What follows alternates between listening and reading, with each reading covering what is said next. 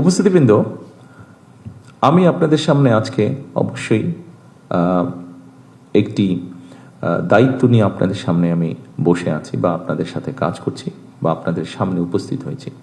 কিন্তু তার আগে একটি পরিচয় আছে, আমি একজন রাজনৈতিক কর্মী এবং একটি রাজনৈতিক দলের আমি প্রতিনিধিত্ব করি। কিছুদিন আগে দেশে একটি নির্বাচন অনুষ্ঠিত হয়েছে। এই নির্বাচনে আমরা দেখেছি বাংলাদেশের মানুষ নির্দ্বিধায়, মুক্তভাবে, স্বাধীনভাবে, ভয় ভীতিহীনভাবে তাদের ভোট প্রদান করেছে। বিশ্বের যে কোনো গণতান্ত্রিক রাষ্ট্রে যখন রাজনৈতিক দলগুলো নির্বাচনে অংশগ্রহণ করে, তাদের কিছু বক্তব্য থাকে, তাদের কিছু কর্মপরিকল্পনা থাকে। যেই কর্মপরিকল্পনাকে আমরা ম্যানিফেস্টো বলি এবং সেই ম্যানিফেস্টো তারা উপস্থাপন করে জাতির সামনে। এবং যখন একটি গণতান্ত্রিক ব্যবস্থার মাধ্যমে একটি রাজনৈতিক দল নির্বাচিত হয়, খুব স্বাভাবিকভাবেই আমাদেরকে ধরে নিতে হয় যে ম্যানিফেস্টো তারা জাতির সামনে উপস্থাপন করেছিল, সেই ম্যানিফেস্টোর পক্ষে বাংলাদেশের মানুষ রায় প্রদান করেছে এবং সেজন্য সেই দলটি নির্বাচনে জয়লাভ করেছে।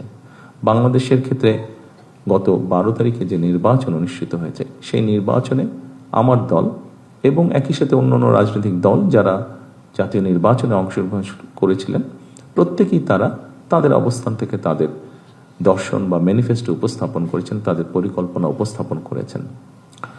ভোটের রেজাল্ট কি হয়েছে আপনারা দেখেছেন। বাংলাদেশের মানুষ, সেই হিসাবে আমরা ধরে নিতে পারি বাংলাদেশের মানুষ, ভোটের হিসাব যদি আমরা করি, বাংলাদেশের মানুষ বাংলাদেশ জাতীয়তাবাদী দলের ম্যানিফেস্টোকে সমর্থন দিয়েছে বা সেটির পক্ষে রায় দিয়েছে। এবং রাজনৈতিক দল হিসাব আমরা যে ম্যানিফেস্টো জনগণের সামনে উপস্থাপন করেছি, সেই ম্যানিফেস্টো স্বাভাবিকভাবে আমরা বাস্তবায়ন করব।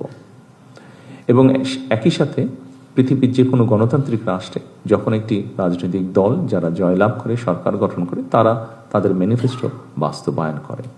তবে এই ম্যানিফেস্টোকে যদি আমাদের বাস্তবায়ন করতে হয়, খুব স্বাভাবিকভাবে আপনারা যারা প্রজাতন্ত্রের যারা কর্মকর্তা এবং কর্মচারীবৃন্দ, অবশ্যই আপনাদের সহযোগিতা প্রয়োজন। উপস্থিতিবৃন্দ, আমরা যে ম্যানিফেস্টো দিয়েছি, অবশ্যই আমার ধারণা আপনারা কম বেশি সকলেই সেই ম্যানিফেস্টো দেখেছেন। সেই ম্যানিফেস্টোতে অনেক বিষয়ের মধ্যে আমরা উল্লেখ করেছি কি আমরা করতে চাই বাংলাদেশের মানুষের স্বাস্থ্য ব্যবস্থা নিয়ে।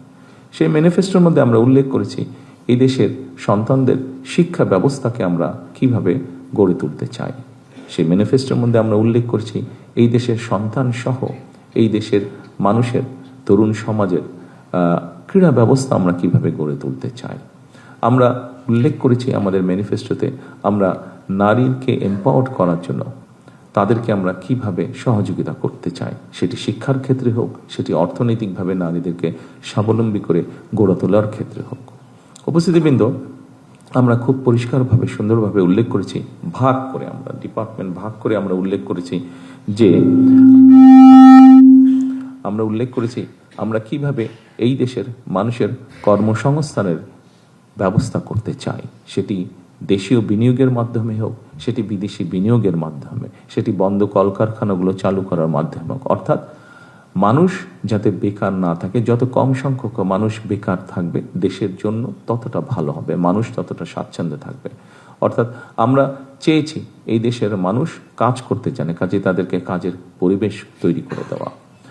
উপস্থিতিবৃন্দ, আমরা আমাদের ম্যানিফেস্টোতে উল্লেখ করেছি একটি খুব গুরুত্বপূর্ণ বিষয়, সেটি হচ্ছে এক, মানুষকে অবশ্যই সেফ ফিল করতে হবে। সেটি রাস্তাঘাটে হোক, সেটি তার অফিস আদালতে হোক, সেটি পথ চলায় হোক, সেটি তার ব্যবসা বাণিজ্য হোক, এমনকি সেটি পরিবার নিয়ে যখন সে ঘরে থাকবে সেখানেই হোক। কাজটি অনেক কঠিন, কিন্তু আমি মনে করি আপনারা সহ প্রজাতন্ত্রের সমগ্র বাংলাদেশের প্রজাতন্ত্রের যত কর্মকর্তা কর্মচারী আছেন, আমরা যদি সকলে মিলে একসাথে কাজ করি, নিশ্চয়ই আমরা সেরকম একটি পরিস্থিতি গড়ে তুলতে সক্ষম হব।